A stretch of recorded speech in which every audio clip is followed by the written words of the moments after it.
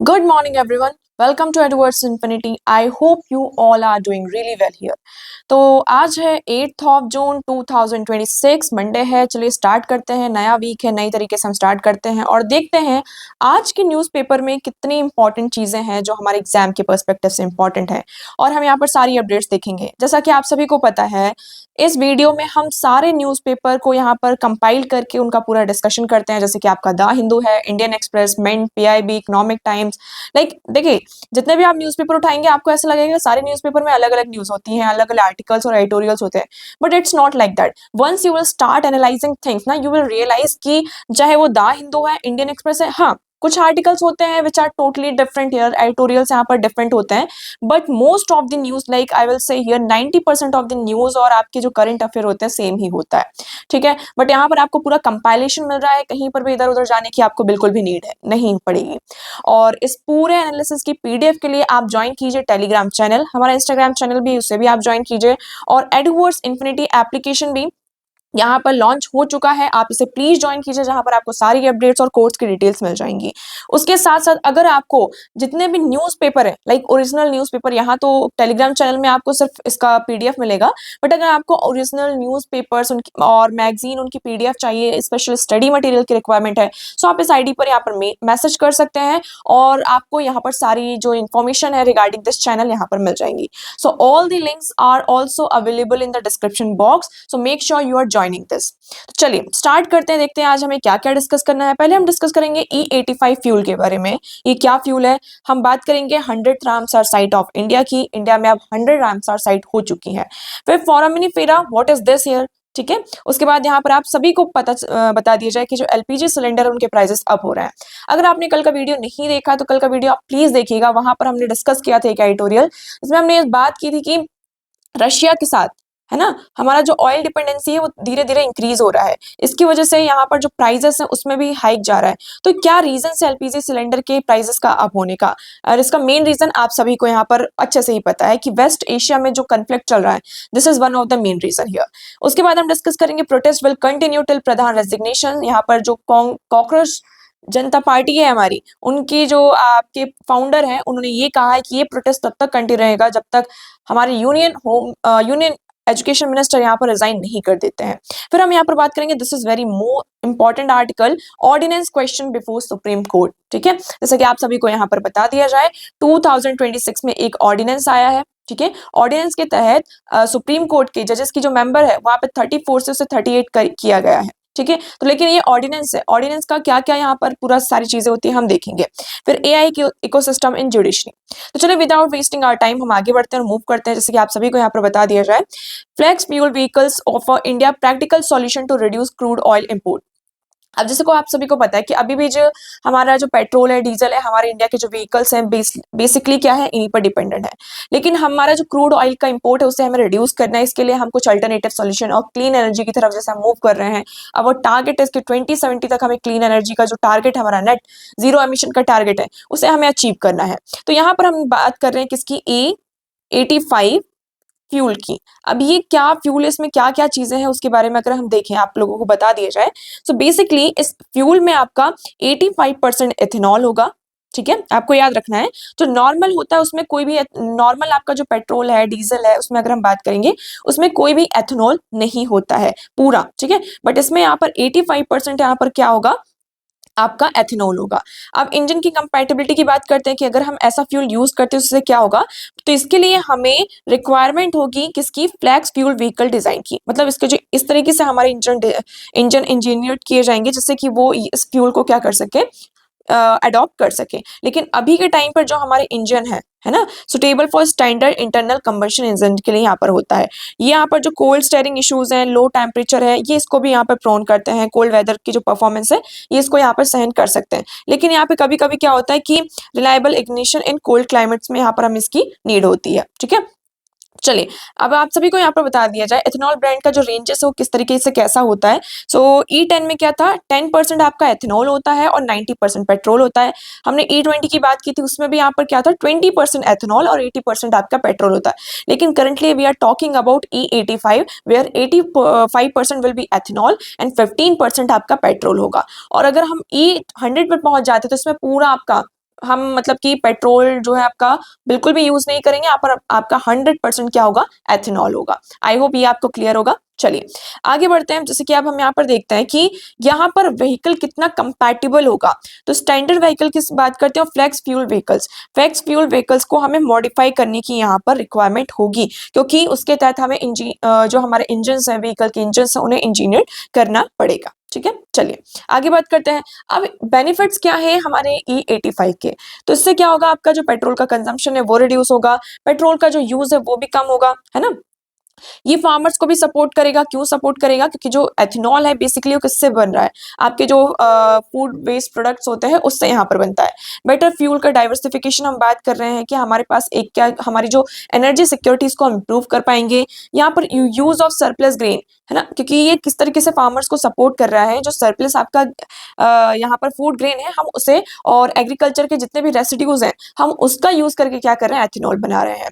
Rural economy को ये बहुत ही ज्यादा सपोर्ट करेगा। हमारा जो डिपेंडेंस है क्रूड ऑयल पर, उसको वो रिड्यूस करेगा, क्योंकि देखिए अभी हम पेट्रोल यूज कर रहे हैं तो हमारा basically we are dependent on crude oil, क्योंकि क्रूड ऑयल से क्या होता है, आपका पेट्रोल बनता है। तो ये डिपेंडेंसी क्या होगी, हमारी कम होगी। Promotion of flex fuel vehicles का हम यहाँ पर जो एडवांस टेक्नोलॉजी है वो लेकर आएंगे, और ग्रीन हाउस गैसेस का भी क्या होगा, यहाँ पर एमिशन होगा। So these are the benefits of E85।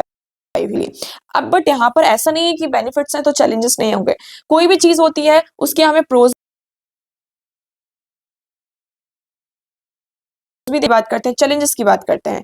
इसके लिए हमें चाहिए एक बेस्ट इंफ्रास्ट्रक्चर। ठीक है, हम किसकी बात कर रहे हैं, यहाँ पर इंफ्रास्ट्रक्चर की बात कर रहे हैं। सो E85 required special storage and distribution system. अब हम E85 लेकर तो आ रहे हैं, लेकिन उसके लिए हमें स्टोरेज की भी तो नीड होगी। कहाँ स्टोर करना है, उसका डिस्ट्रीब्यूशन कैसा होगा, वो पूरा सिस्टम हमें एक तरीके से फिर से यहाँ पर बनाना पड़ेगा। Food versus fuel. अब देखो इथेनॉल का प्रोडक्शन करना है, इससे फूड है ना, फूड सिक्योरिटी, उसके जो प्राइसेस है उस पर भी इम्पैक्ट पड़ सकता है, क्योंकि एथेनॉल जो हम बना रहे हैं वो फूड ग्रेन्स और जितने भी एग्रीकल्चर रेसिड्यूज हैं उससे हम बना रहे हैं।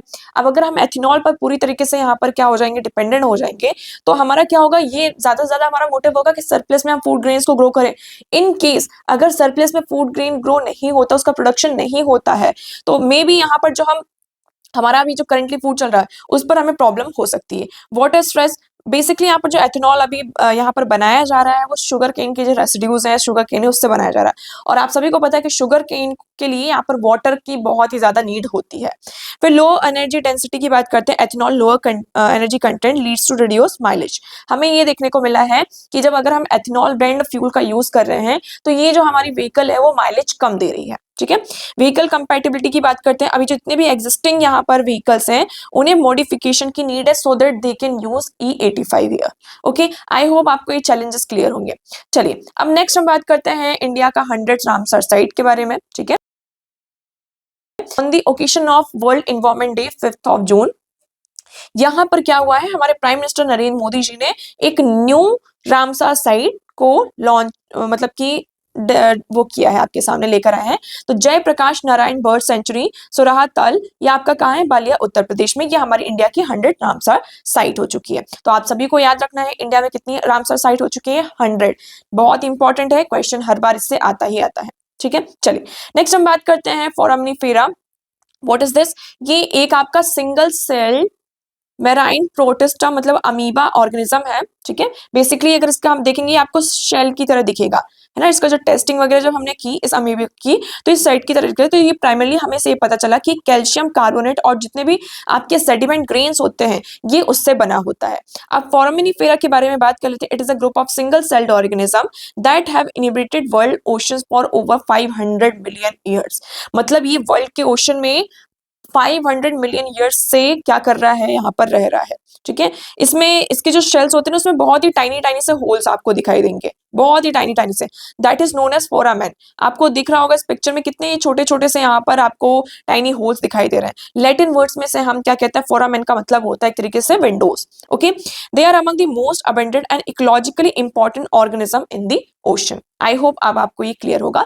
बहुत इंपॉर्टेंट है, आप सभी को पता है यूपीएससी इस बार कैसे क्वेश्चन पूछ रहा है, तो we do not have to miss anything here. Okay, चलिए अब हम कुछ फीचर्स की बात कर लेते हैं, क्या क्या फीचर्स है फोरामिनीफेरा के। सो ये जनरली आपके जितने देखने में तो ये यहाँ पर इतने बड़े बड़े दिख रहे हैं, but it's not like that. आपने सैंड के पार्टिकल्स देखे, सैंड का ग्रेन जो रेत होती है ये उसके बराबर यहाँ पर होता है। बेसिकली ये ओपन जो ओशन होता है वहां पर रिसाइड करते हैं along the coast and estuaries में आपका।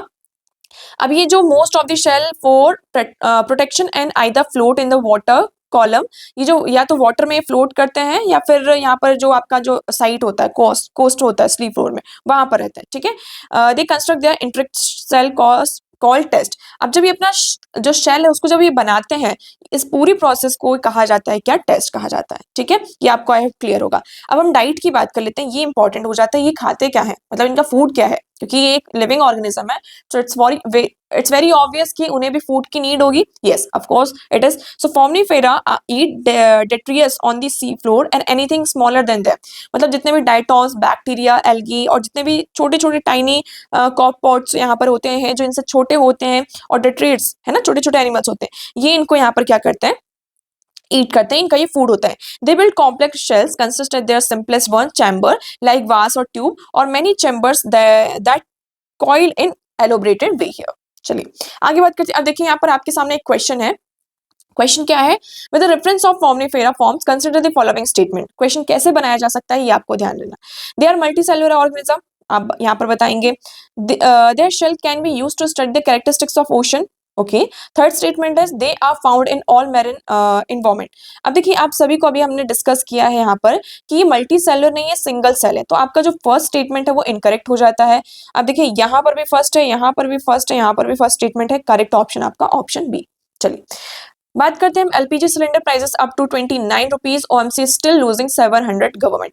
तो यहाँ पर ये कहा जा रहा है कि आपकी जो मिनिस्ट्री है प्राइस ऑफ जितने भी आपके हाउस होल्ड सिलेंडर हैं उनका जो प्राइस है नेबरिंग कंट्रीज के कंपैरिजन में अगर हम देखें तो लोअर है, ऐसा कहा जा रहा है कि मिनिस्ट्री ये कह रही है कि हम जो सिलेंडर का प्राइस यहाँ पर इंक्रीज कर रहे हैं। अभी भी आप देखेंगे आप हमारी जितनी भी नेबरिंग कंट्रीज हैं उनसे आपका जो प्राइस है, इंडिया का जो प्राइस है वो क्या हो रहा है, अभी भी कम है, लेकिन अभी यहाँ पर क्या हुआ, प्राइस को बढ़ाया गया। जैसे कि दिल्ली में जो प्राइस है अभी 942 हो चुका है, कोलकाता में 968, मुंबई में 941, चेन्नई में 957 रुपीज 50 पैसे यहाँ पर करंट प्राइस यहाँ पर चल रहा है। अभी क्यों इंक्रीज हो रहा है आप सभी को इसका रीजन बहुत ही अच्छे से पता है कि the price of 14.2 kg domestic cylinder was raise 29 rupees effective Sunday से, यहाँ पर इफेक्टिव हो गया है, ठीक है।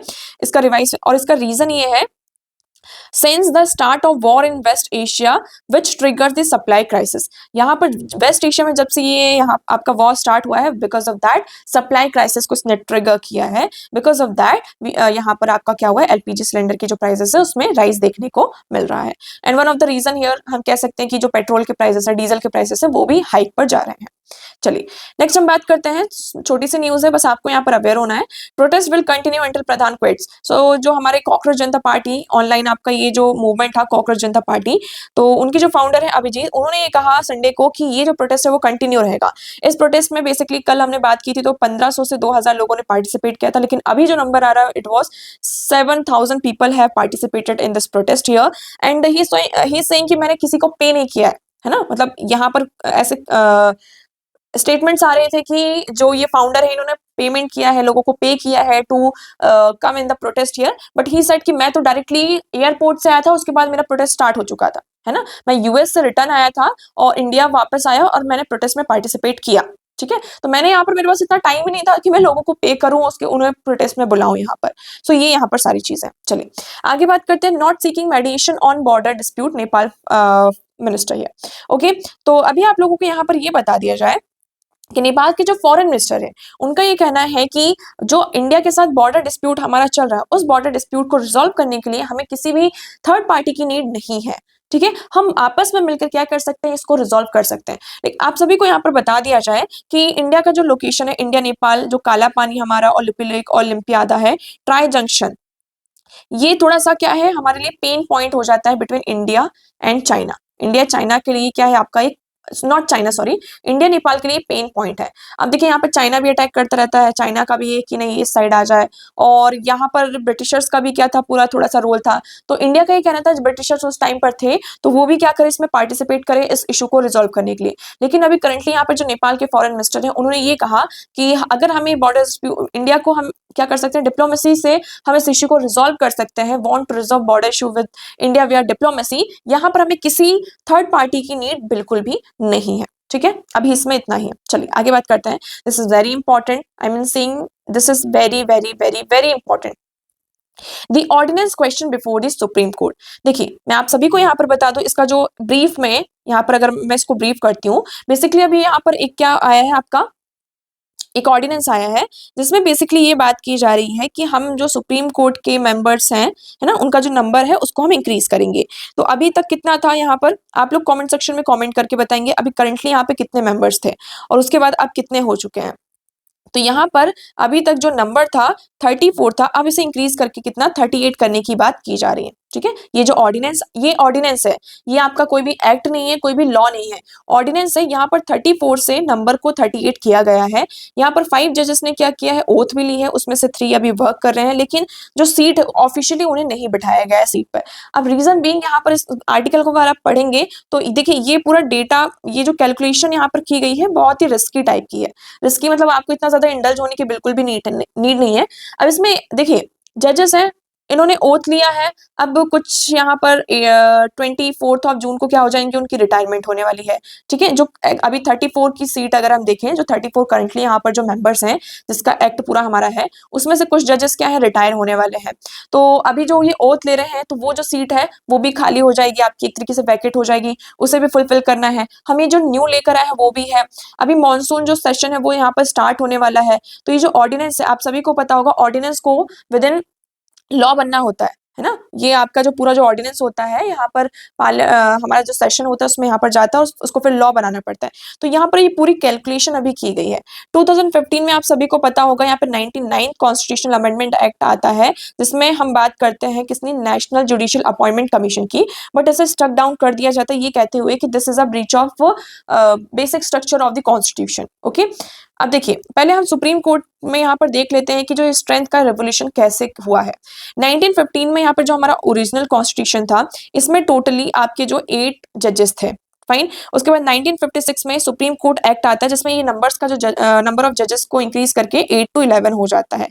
1960 में आपका फिर से अमेंडमेंट आता है एक, और उसमें हम 14 होता है। फिर 1977 और 78 में होता है, जिसमें हमने 18 इंक्रीज किया। 86 में फिर से होता है 26 हो जाते हैं नंबर बढ़कर। फिर 28 और 29 में फिर से यहाँ पर होता है, जिसमें 31 और 29 2019 में यहाँ पर एक और अमेंडमेंट होता है, जिसमें जो नंबर है वो इंक्रीज होकर 34 कर दिया जाता है। अब देखिए हमारे कॉन्स्टिट्यूशन में कहीं पर भी ये मेंशन नहीं है कि सुप्रीम कोर्ट कितने जजेस होना चाहिए। ये टोटली डिपेंड करता है किसके ऊपर, पार्लियामेंट के ऊपर। हम ये अमेंडमेंट लेकर आते रहते हैं टाइमली टू टाइमली, उस बेसिस पर यहाँ पर जो नंबर ऑफ जजेस है वो डिसाइड होते हैं। अभी यहाँ पर 2026 में करंटली क्या है, एक अमेंडमेंट ऑर्डिनेंस आया है, जिसमें ये प्रपोज किया गया है कि हमें जो नंबर ऑफ जजेस है वो 34 से कितना 38 कर देना चाहिए। ठीक है, अब हम ऑर्डिनेंस की बात करते हैं। हमने ये सारी चीजें बात कर ली। ऑर्डिनेंस क्या होता है, एक टेम्पररी लॉ होता है। ये प्रेसिडेंट के द्वारा क्या किया जाता है, प्रेसिडेंट और स्टेट में स्टेट गवर्नमेंट्स के गवर्नर के द्वारा इसको रिकमेंड किया जाता है। काउंसिल ऑफ मिनिस्टर से रिकमेंड करते हैं, और जो पास होता है वो प्रेसिडेंट ऑफ इंडिया और स्टेट गवर्नमेंट के द्वारा होता है। अंडर आर्टिकल 123 जो हमारे जो हाउस ऑफ पार्लियामेंट अगर सेशन में नहीं है और हमें किसी भी इमीडिएट एक्शन की रिक्वायरमेंट है, सो उस केस में प्रेसिडेंट हमारे अंडर आर्टिकल 123 क्या कर सकते हैं, ऑर्डिनेंस को इशू कर सकते हैं। अंडर आर्टिकल 213 की बात करें तो यहाँ पर क्या है, आपके गवर्नर इशू करते हैं। ठीक है, गवर्नर ऑर्डिनेंस इशू करते हैं। अब इसका ड्यूरेशन कितना होता है, so the maximum is 6 months and 6 weeks। मतलब देखिए 6 month मैक्सिमम है कि अगर ऐसा टाइम आ रहा है कि सेशन ही नहीं हो पा रहे हैं, है ना, जो पार्लियामेंट के सेशन होने चाहिए वो सेशन नहीं हो पा रहे हैं, तो वो 6 months तक आपका स्ट्रेच हो सकता है। लेकिन जो पहले होता है वो 6 weeks होता है। लेट सपोज आज मैंने यहाँ पर कोई भी ऑर्डिनेंस पास किया है, just giving an example here, एक ऑर्डिनेंस आपका यहाँ पर आज पास हुआ है, तो विद इन 6 weeks इसे क्या करना होगा, पार्लियामेंट में प्रेजेंट करना होगा और उसे एक्ट बनाना होगा। ठीक है, लेजिस्लेटिव अप्रूवल की यहाँ पर बिल्कुल नीड है। So once parliament reassembles the ordinance must be approve within 6 weeks। That's what I have said. Termination की बात करते हैं, he it lapses automatically if not approve within 6 weeks, और it can be disapprove either by the resolution in the both the houses. अगर 6 week के अंदर ये यहाँ पर क्या होता है, मतलब अप्रूव नहीं होता है आपका ऑर्डिनेंस, तो ये ऑटोमेटिकली लैप्स हो जाता है। ठीक है, तो ये अभी यहाँ पर पूरा डायलेमा बना हुआ है। ये जो आर्टिकल है ना, मतलब ये जो ऑर्डिनेंस अभी आपका करंटली आया है, तो ये पूरा एक तरीके से डायलेमा है कि लैप्सेस होने के चांसेस भी हैं, नहीं भी है। तो विल सी। अब हम कुछ लैंडमार्क जजमेंट्स देखते हैं इंक्लूडिंग दिस ऑर्डिनेंस ईयर। तो पहला केस आपका आता है AK Roy versus union of India 1982 का। इसमें सुप्रीम कोर्ट ने क्या रूल किया था, that president's ordinance making power is legislative power and its satisfaction can be challenged on the grounds of mala fide intent. ठीक है, कि इसका कुछ मैलाफाइड इंटेंट तो नहीं है, इस ग्राउंड में ऑर्डिनेंस को इशू किया जा सकता है। दो ऑर्डिनेंस इशू जो है आपका, ऑर्डिनेंस मेकिंग पावर क्या है, प्रेसिडेंट की आपकी लेजिस्लेटिव पावर है, लेकिन कभी कभी क्या होता है ना कि आपके कुछ ऐसे मैलाफाइड इंटेंट हैं, तो उस केस में क्या है, इसको हम चैलेंज कर सकते हैं। DC Wadhwa versus state of Bihar की बात करते हैं, 1987 का केस है ये। इसमें सुप्रीम कोर्ट ने क्या कहा था, that the repromulgation of the ordinance without placing them before the legislature is a fraud on the constitution and unconstitutional. ठीक है, ये कहा गया कि हमने ऑर्डिनेंस को क्या किया है, इशू कर दिया, लेकिन उसे प्रोमulgate नहीं किया है, तो ये क्या होगा, आपका अनकॉन्स्टिट्यूशनल हो जाएगा। Krishna Kumar Singh versus state of Bihar की बात करते हैं। यहाँ पर सुप्रीम कोर्ट ने ये रूल किया था that president satisfaction is justiciable. President का जो सेटिस्फेक्शन होना चाहिए वो जस्टिसिएबल होना चाहिए। It clarify that ordinance do not create permanent और enduring rights once they lapse. ठीक है, तो यहाँ पर ऑर्डिनेंस आपका कुछ भी परमानेंट नहीं है, मतलब ऑर्डिनेंस आया उसके तहत कुछ भी हम न्यू लॉ लेकर आते हैं, तो यहाँ पर उसके जो राइट्स हैं, एक बार वो लैप्स हो गया तो वो लैप्स हो गया। ठीक है, चलिए नेक्स्ट हम बात करते हैं यहाँ पर from the border land to India strategic resource frontier.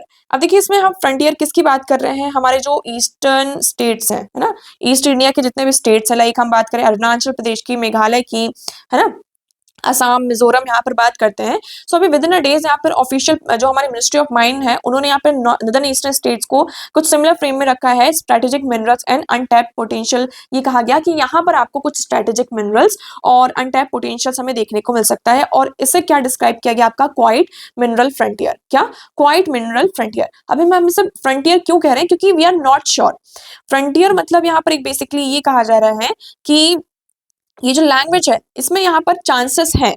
ठीक है, यहाँ पर क्या है, चांसेस है बहुत ही ज्यादा, अगर हम माइनिंग करते हैं, थोड़ा सा यहाँ पर चीजें करती हैं, तो ये फ्रंटियर जो है ये रिवील करता है कि जो यहाँ पर न्यूट्रल डिस्क्रिप्शन एक तरीके से दिया जाता है। So frontier have been viewed as a space awaiting integration, development and expression because they appear as a landscapes of future possibility. मतलब ये जो पार्ट है, ये जो एरिया है, यहाँ पर फ्यूचर पॉसिबिलिटी बहुत ज्यादा है कि हम डेवलपमेंट कर सकते हैं, एक्सप्रेशन कर सकते हैं, यहाँ पर हमें रिसोर्सेस क्या है, मिल सकते हैं। ठीक है, तो जैसा कि आप सभी को पता है, क्रिटिकल मिनरल्स का जो अभी आज के टाइम पे जो सिग्निफिकेंट है वो काफी ज्यादा इंक्रीज हो रहा है। जियोपॉलिटिकल डिस्कशन में भी जो क्रिटिकल मिनरल्स है बहुत ही ज्यादा बढ़ रहा है, स्पेशली हम लिथियम, कोबाल्ट, ग्रेफाइट, निकल और जितने भी हमारे रेयर मेटल्स हैं, इंडस्ट्रियल कॉम्पिटिशन में और टेक्नोलॉजिकल मैन्युफैक्चरिंग में, एनर्जी ट्रांजिशन में इसका काफी ज्यादा यूज हो रहा है। हमें बैटरीज में, सेमीकंडक्टर्स में, जितने भी हमारे रिन्यूएबल हम एनर्जी की तरफ मूव कर रहे हैं, उसकी जितनी भी टेक्नोलॉजीज हैं, डिफेंस सिस्टम में भी, सारी जितने भी टेक्नोलॉजीज है आज के टाइम पे क्रिटिकल मिनरल्स पर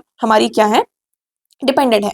अगर यहाँ पर किसी भी कंट्री क्या लैक करती है, उनके पास मिनरल्स नहीं है, डिपॉजिट्स नहीं है, तो हम क्या करते हैं, उससे इंपोर्ट करते हैं। बट ये क्या हो सकता है, एक तरीके से दूसरी कंट्री के ऊपर डिपेंडेंसी क्रिएट कर सकता है। For example China, China like we can say big exporter, बहुत बड़ा एक एक्सपोर्टर है पूरे वर्ल्ड में, जो क्रिटिकल मिनरल्स यहाँ पर सप्लाई करता है। तो एक तरीके से चाइना की हमें मोनोपोली भी देखने को मिलती है। Somewhere we are dependent on China for the minerals here, though we are having a proper reserves here. ठीक है, हमारे पास रिजर्व है, लेकिन जो एक होता है ना प्योर फॉर्म ऑफ मिनरल है, हम उससे नहीं कर पा रहे। सो अभी ये फ्रंटियर का नाम दिया गया है। So India's search for critical resources understandable within a global environment increasingly shaped by the supply chain uncertainty. जो सप्लाई चेन है वो काफी अनसर्टेन है and strategic competition. The north east itself also require infrastructure. अभी भी आप सभी को पता है कि नॉर्थ ईस्टर्न रीजन जो हमारा इतना डेवलप नहीं है, उसे मतलब बॉर्डर डिस्प्यूट्स तो ऑलरेडी यहाँ पर चल ही रहे हैं, है ना, चाहे नेपाल के साइड देख लीजिए, चाइना के साइड, यहाँ पर बांग्लादेश की साइड, यहाँ पर जो डिस्प्यूट है वो कंटिन्यू है। ठीक है, इसको इंफ्रास्ट्रक्चर की नीड है, एम्प्लॉयमेंट की नीड है, इकोनॉमिक अपॉर्चुनिटी की नीड है, even for decades. So question यहाँ पर ये है, resource development really fit nearly into the position for support and और अपोजिशन। सो विल सी यहाँ पर क्या होता है। So this is a debate. देखिए ये क्या है, मिनरल्स, हाँ हिल्स के नीचे मिनरल्स हैं नहीं है, ये पूरा एक तरीके से आपका क्या है, डिबेट है। अब फर्दर यहाँ पर क्या होता है, विल सी दैट। नेक्स्ट हम मूव करते हैं, how ICMR is reviewing the health ecosystem. ये इतना ज्यादा इंपॉर्टेंट नहीं है, बस इसमें बेसिकली ये कहा जा रहा है कि हमारा जो इंडियन हम किसकी बात कर रहे हैं? ICMR की बात कर रहे हैं। यहाँ पर हम रिव्यू कर रहे हैं कि हम हेल्थ इकोसिस्टम को कैसे और ज़्यादा एनहांस कर सकते हैं। तो यहाँ पर रिसर्च हो रही है, रिसर्च में बेसिकली ये कहा जा रहा है कि हमें एआई का इंटीग्रेशन लेकर आना चाहिए, जिससे कि हम बेटर स्क्रीनिंग कर सकें किसी भी डिसीज़ की। हम डिजिटल हेल्थ को हमें क्या करना चाहिए? प्रमोट करना चाहिए।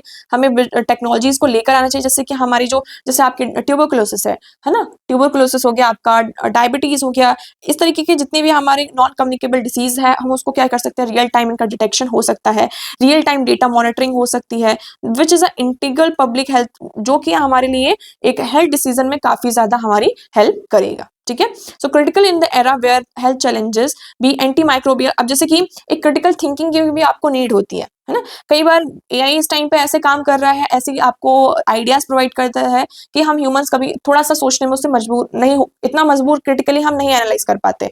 ठीक है? बहुत सारी चीज़ें होती हैं। तो एआई सिस्टम अगर होगा तो एक क्रिटिकल एनालिसिस हमें करके देगा कि फ्यूचर में आपको क्या-क्या challenge, for example antimicrobial resistance की हम बात करते हैं, पेंडेमिक की बात करते हैं, नॉन कम्युनिकेबल डिसीजेज़ हैं, जितने भी आपके कॉम्प्लेक्स और इंटरकनेक्टेड इश्यूज़ हैं, ये इसमें हमें क्रिटिकल थिंकिंग मिल सकती है। बट यहाँ पर हमें इंफ्रास्ट्रक्चर को रिव्यू करने की नीड है। ठीक है? चलिए नेक्स्ट बात करते हैं यहाँ पर efforts on the establishment of AI ecosystem for the judiciary says chief justice of India. तो चीफ जस्टिस ऑफ इंडिया जो अभी हमारे सूर्यकांत जी हैं, उन्होंने ये कहा है कि हमें क्या करना होगा जुडिशियल सिस्टम में। देखिए, AI is not an human. ठीक है? वो क्या है? एआई आपका ह्यूमन नहीं है। वो ह्यूमन, जो ह्यूमन का एक रैशनल होता है, ह्यूमन की जो रैशनल थिंकिंग होती है, उस बेसिस पर वो नहीं सोच सकता है ऑन द डिसीजन। बट हम क्या कर सकते हैं? बहुत सारी चीजों में एआई को इंक्लूड कर सकते हैं। So technology has in many ways brought judicial system across the world into the far closer conversation with one another and strengthen what may not fairly be described as an increasingly interconnected global judiciary committee.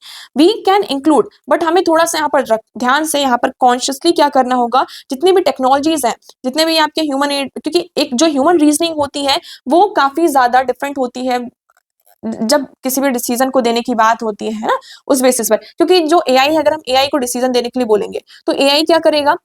वो ये नहीं सोचेगा, उसके पास moral और ethics values नहीं है ना? वो यहाँ पर क्या करेगा? बेसिकली आपका जितने भी लॉज है उसको एनालाइज करेगा, आर्ग्यूमेंट्स अगर हमने उसको दे दिए उस तरीके से उसको एनालाइज करके वहां पर जो भी लॉ किसी भी कंट्री में जो इतना भी जो जैसा लॉ है उस बेसिस पर वो डिसीजन देगा, है ना? उस बेसिस पर वो क्लोजिंग आर्ग्यूमेंट देगा। एक वो जो ह्यूमन की रैशनल थिंकिंग होती है उस बेसिस पर नहीं होगा। सो बेसिकली यहाँ पर ये कहा जा रहा है कि हम एफर्ट कर सकते हैं कि जुडिशरी में कहाँ पर कितना हम एआई को सिस्टम ला सकते हैं। ठीक है?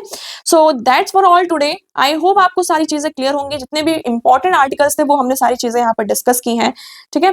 तो आज के लिए इतना ही रखते हैं। पीडीएफ के लिए आप जरूर ज्वाइन कीजिएगा हमारा टेलीग्राम चैनल, जितने भी लिंक्स आपको डिस्क्रिप्शन बॉक्स में मिल जाएंगे। ठीक है?